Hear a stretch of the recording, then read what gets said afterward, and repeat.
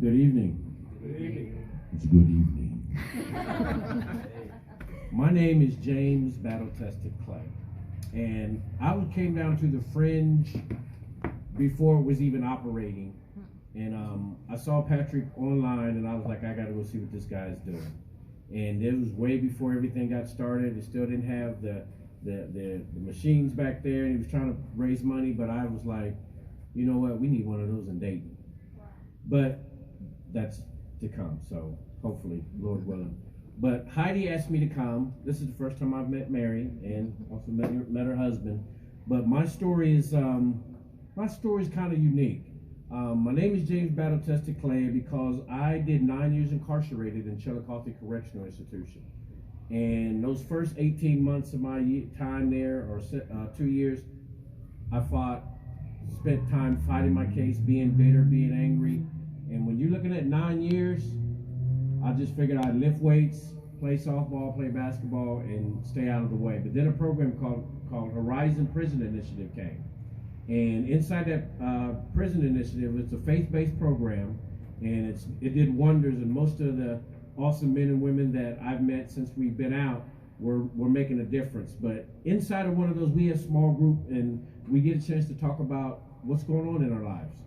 And I told one of the guys one of my stories, and he says, "Man, you've been battle tested." So I had to go look the word up. You just don't let somebody put a name on you unless you know what it's about. And battle tested meant effective, efficient, and reliable. And so I said, I'm going to take on that name. And so while I was inside, God gave me a mission. Before I went inside, I had a preacher tell me, he said, God wants you just to watch, look, and listen. And I'm like, okay. And so I was one of those people before prison, didn't really know a lot what was going on inside. You know, you see a little bit on TV. How many of y'all seen a little bit on TV? And you think that's what it is, and it's not. There's real human beings inside the prison. And when I got inside, I realized that 90% of the people in prison made a mistake. But the weight of the scales that they put on their backs is horrendous. The life is horrendous. And I was grateful enough to be a U.S. Marine. So life in prison was just like a vacation away from my family, and I just couldn't be around them. So I got a chance to watch, look, and listen. And I was always a leader. I was a coach. I was a Marine. I was a physical fitness trainer. So I knew how to lead, and I knew how to lead men. So this program gave me an opportunity to change some lives. But in the meantime, there were some awesome people who came in from the United Methodist Church, volunteers who would drive an hour one way down, spend 2 hours, and drive an hour one way back to Columbus, and they did that for 9 months. Who does that? Who does what you guys are doing? And so I realized, you know what? There's no way that I'm ever going to be able to make a difference unless somebody helps me. And we call people who help those who have been incarcerated, we call you allies. You know, because it's rare to have someone that's open enough and brave enough to walk beside you out here. Because most people are ashamed and don't even want to be seen with you. So when I got out, we had this rule. I said, you know, I was going to write these guys, right? Because I had been working with these guys for like 7 years while I was in this program. I said, I'm going to write you, and I'm going to write you. And there's the thing that when we get out, we say we're going to write, but how many people actually write when they get out? They don't. They don't. But I was a man of my word. I want to be effective, efficient, and reliable. So when I got out, I had 50 names. I would write 7 letters a week for 4 weeks. Now, let me phrase that. How many you get? So it was about 10. So I was writing 50 letters a month, and I did it for like 3 months. So there's like over 100, 250 letters floating around the prison with my name on it. That's a red flag for a CO. So the CO was like, who called his PO? My PO called me, and he said, you can't do that. And I'm like, well, why can't I write my friends? He said, well, it's a security problem. You could be setting something up, so forth and so on. So my heart was broke. And so as time went on, I met a young woman. Her name was Amelia Boomershine, who came inside the prison to start a program to teach guys how to decipher a biblical story and apply it to their life. And so when I got out of prison, I ran into Amelia, and Amelia was at a church called Grace United Methodist Church up in Dayton, which I'm a member now. And they had a little program, had about 4 or 5 elderly people, and was trying to figure out, well, how can we help those that are in prison? And I said, you'd be amazed how valuable a letter is. And those 5 people started writing letters to men inside, and today there's over 300 or 400 people in the state of Ohio writing letters, and this program's only 3 years old. So God bless, it's called Hope Letters. So if you ever want to write a letter, Hope Letters is a program that I co-founded with Amelia. But I realized also the biggest thing that was a problem was when we walk out that gate, we don't have anything. And so I do a program called Battle Tested Bag. So listen to this carefully. No matter if you've done 1 year or 30 years, when you get out of prison, you are allotted $75. That's all you get. But if you owe court costs, fines, fees, or child support, they can take that money. So imagine walking out of the prison gate with $75 and there's no one to pick you up. What are you going to do with that $75? Are you going to get a real good meal because we don't eat good? You're going to get a nice outfit because you're coming out in gray sweatpants and a gray sweat top and them raggedy strap over shoes that we get? Or are you going to get a night in a hotel because you got to figure out where you're going to do the next day? So what we did, I decided, I'm like, look, let's do battle-tested bags. A battle-tested bag is a bag, it's like you're going on a trip and you get this brand new handcrafted bag, and inside that bag you get 3 sets of clothes, 3 sets of underclothes, socks, shoes, hygiene kit, towels, and non-perishable items, so that when they walk out the gate, at least that's one less thing that they have to worry about. Because I've seen it over and over and over again. You'd be surprised, just in Miami County, Montgomery County alone, 1,000 to 1,400 men and women get out of prison. 1,000 to 1,400 men or women get out of prison just in Montgomery County. Can you imagine where's all the help at? Where's all the people at? So, and one of the things that I've learned more than anything else, I'm a returning citizen. I'm a restored citizen. So most of the programs when I got out of prison were ran by allies, people who wanted to give back. But where was the programs that were ran by returning citizens, people who actually was in there, people who actually went through it? So I decided, I said, you know what, I'm gonna step out, and this is crazy. I'm still on paper. I still got to check in with a PO, but I'm out here giving there's my cards with my number on it, just like he's got his number on his chest, I got my number on mine. Putting myself out there saying, hey, we need help. I appreciate all the allies, I appreciate all the people helping us, but shepherds watch over sheep. So if a shepherd needs more sheep, how does he get more sheep? Sheep beget sheep. I'm a sheep. So I got to go find other returning citizens and restored citizens. It's hard for us to trust y'all if you've never been locked up. If you're being super nice to us, what they want, what they looking for. Yep.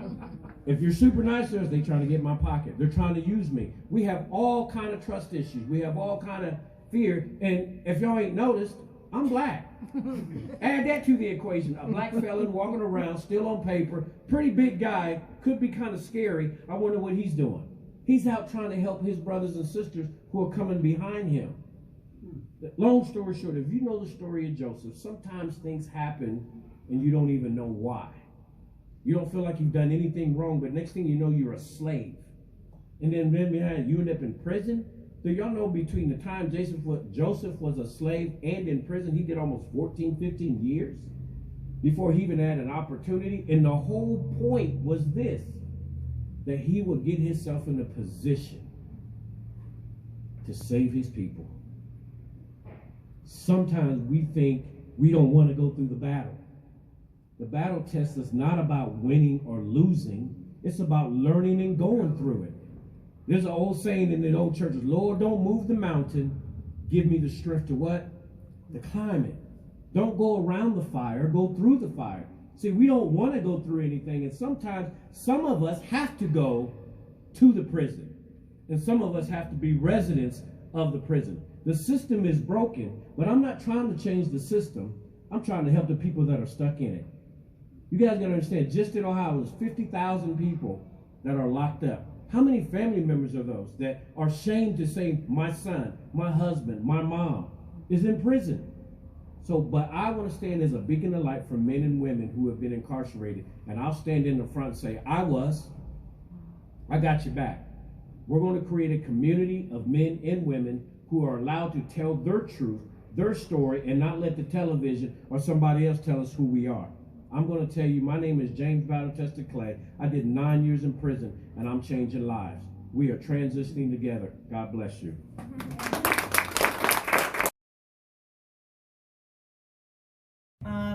This is going to be a tough one going after James. Oh, no. But anyways, I just, first and foremost, let me say thank you to Mary, because James can relate to, you can relate to this. For so many people that are inside of prison, so many people do not get to see a sunset or a sunrise. Mm-hmm. So that really touched me when you put these pictures out. There was many days when I never got to see one.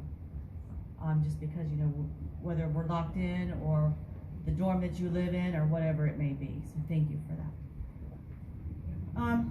I did 15 years out of a 20-year sentence. I've been home for 19 months now. I can relate on almost every level. I came out and I felt like I had my number was tattooed on my head or on my back. Walking anywhere, going to the grocery store, going to appointments, going to look for a job. I walked in and I was like, I can't do this because they already see it. It's written all over me. Here's my number, 64689. It's right there. So that was very difficult to get through. Sometimes, not very often now. I've been home for 19 months, so it's touch and go. Sometimes you still feel that way. You know, wherever you're at, well, they already know. They're looking at me. They know I'm a felon. So, you know, like you said, it's difficult. I did 2 years in the county, first of all, waiting on a trial. And then once I got to prison, I was very angry. I was mad. I was frustrated. I was moody. I had an attitude like no one ever seen out of me before. My first 2 years in prison, I was locked down 23 out of 24 hours a day. Mm-hmm. Once I got out of that, got my level lowered, and I was able to go out into general population, as we call it. I remember walking on the walk jog, and I remember talking to God, and I really wasn't talking very nice to him. Like I said, I had all them emotions all wrapped up in me. So I don't understand what's going on. What do you want from me? What do I got to do? Get me through this. And at that point in time, I broke down out on that walk jog, and I'm like, it's all yours. Just guide me in whatever direction you need me to go. Kind of got my life together. I kind of accepted the things that I had done with my charges and my case. Kind of moved forward with it.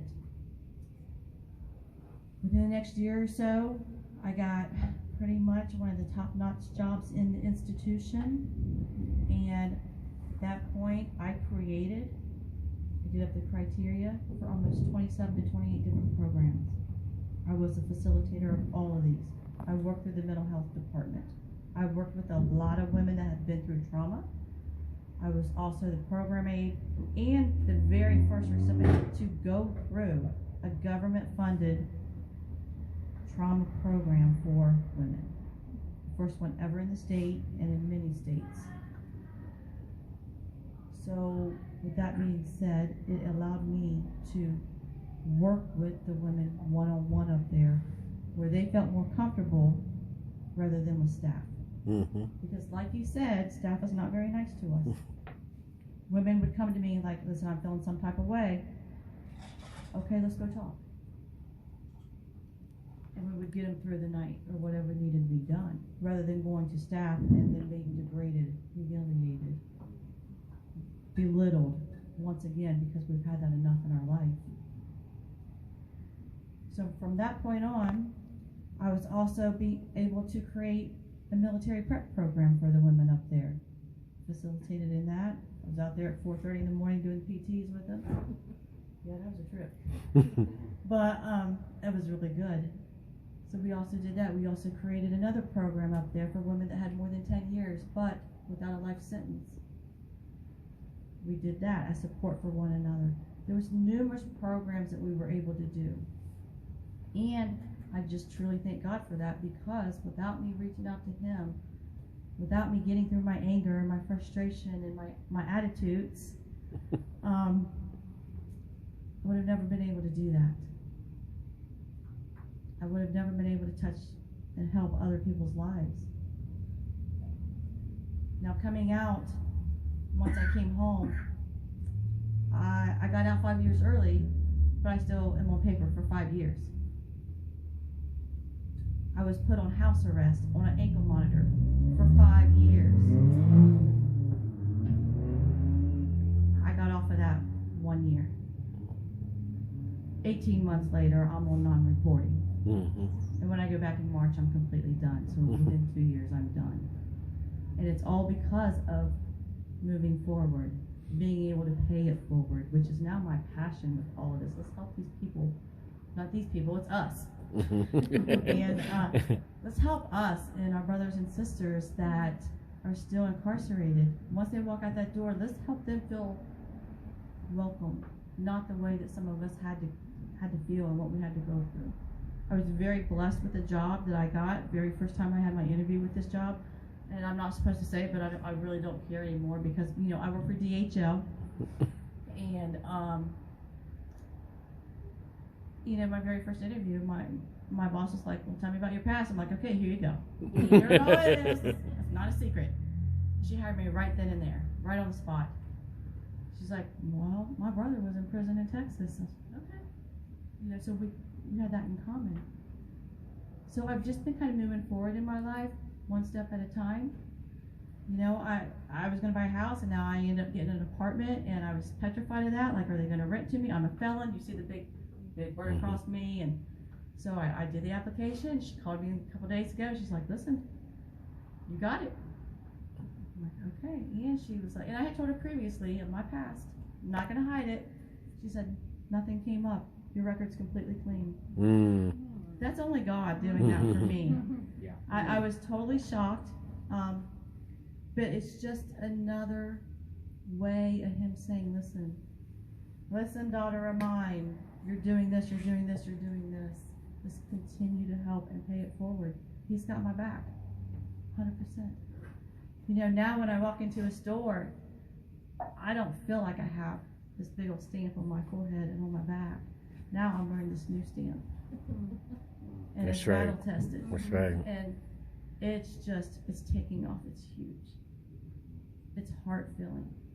And if we can get society to understand where we are coming from, we're not the ones to be scared of.